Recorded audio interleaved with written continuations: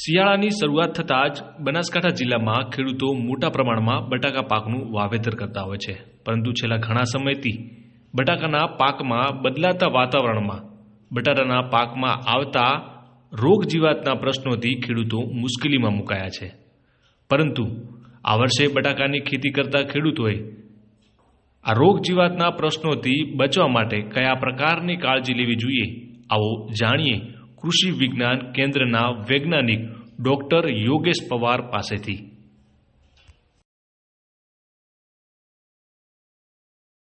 ખાસ કરીને શિયાળા ઋતુની અંદર આપણે બનાસકાંઠા જિલ્લાની જ્યારે વાત કરીએ તો બટાકા જે છે એ મુખ્ય પાક તરીકે આપણે ગણાય છે। એની અંદર ડીસા જે છે એ બટાકા નગરી તરીકે આખા ભારતની અંદર ઓળખાય છે અને બટાકાની અંદર 60,000 હેક્ટર જેટલા વિસ્તારમાં આપણે દર વર્ષે ખેડૂતો જે છે શિયાળા ઋતુમાં બટાકાનું વાવેતર કરતા હોઈએ છીએ। આ વખતે જ્યારે બટાકાની વાત કરીએ તો બટાકાની અંદર ખાસ કરીને જે પ્રોસેસિંગવાળી જાતો છે બટાકાની એનું કોન્ટ્રાક્ટ ફાર્મિંગ જે છે વધુ પ્રમાણમાં આ વખતે આપણે બનાસકાંઠા જિલ્લાની અંદર પણ જોવા મળે છે। સાથે સાથે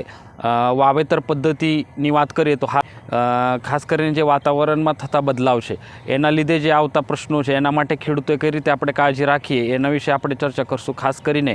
હાલમાં આપણે પૂરતી ખાતરનું જે જથ્થો છે એની અંદર નાઇટ્રોજન જે તત્વો છે એ આપણે પૂરતી ખાતર તરીકે ખેડૂત મિત્રો જે છે હવે હાલ આપવાનું ચાલુ છે અને ખાસ કરીને જ્યારે વાતાવરણની અંદર વાદળછાઈ વાતાવરણ દેખાતું હોય ને એવો બદલાવ આપણને જોવા મળે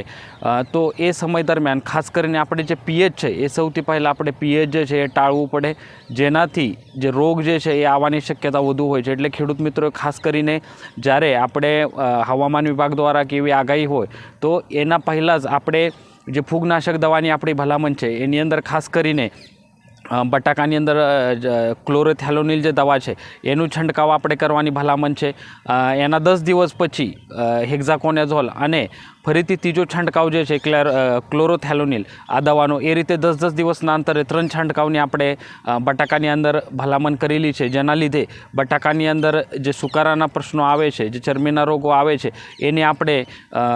અટકાવી શકાય છે। અને ખાસ કરીને ખાતર વ્યવસ્થાપનની જ્યારે વાત કરીએ તો ખેડૂત મિત્રો જે છે એની અંદર કેલ્શિયમ અને બોરોન એ બે પોષક તત્વો જે છે ખાસ કરીને આપવાની જરૂર છે, જેનાથી પાછળની અવસ્થામાં જે ખેડૂતોના ત્યાં બટાકા ફાટવાના જે પ્રશ્નો આવતા હોય છે તો એને આપણે બચાવી શકાય છે। તો ખેડૂત મિત્રો ખાસ કરીને રોગજીવાત અને ખાતર વ્યવસ્થાપનની અંદર આ કાળજી ખાસ રાખવાની જરૂર છે। ત્યારબાદ બીજી વાત કરીએ તો જે જીવાતની જે પ્રશ્નો આવતા હોય છે એની અંદર ચૂસિયા પ્રકારની જીવાત હોય તો એના માટે ખાસ કરીને શરૂઆતની તબક્કામાં આપણે લીંબોળી તેલનો ઉપયોગ કરી શકાય અથવા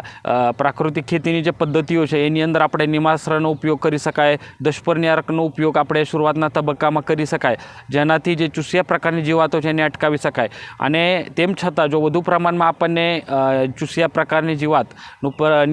પ્રશ્ન દેખાતો હોય તો એની અંદર આપણે ડાયમિથોએટ હોય, ઇમિડાક્લોપ્રિડ છે એનું છંટકાવ આપણે કરી શકાય છે। તો આવી રીતે રોગજીવાત વ્યવસ્થાપન અને ખાતર વ્યવસ્થાપનની અંદર ખાસ આપણે